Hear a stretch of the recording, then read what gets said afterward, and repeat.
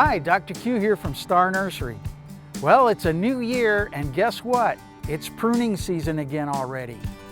So let's talk about the care and pruning of your roses.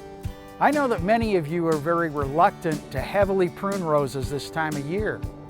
Many of the roses still have good foliage on them and some may even still be blooming. That is exactly why it's even more important to heavily prune and strip the leaves off your roses right now.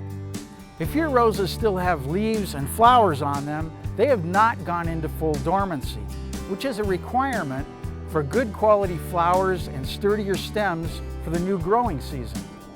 Roses need to be forced into a good dormancy for them to have a chance to store up enough energy to produce better quality stems and flowers.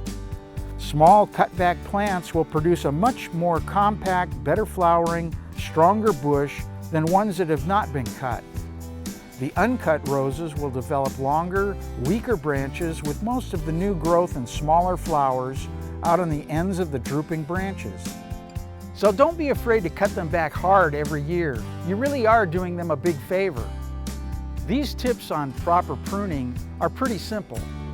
Always make a 45-degree angle cut just above an outside leaf bud.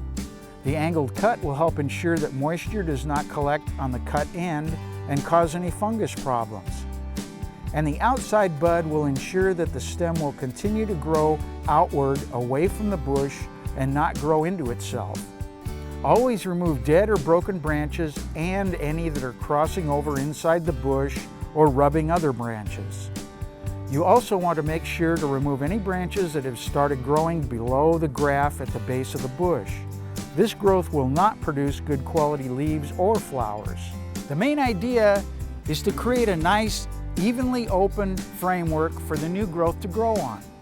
Now that you've cut back and stripped off the leaves of the rose, it's ready to store up energy for the new growing season.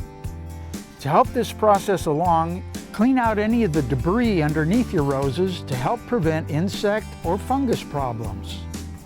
Fertilize with our Dr. Q's Rose Food or Rose Potion and put down a fresh layer of organic mulch.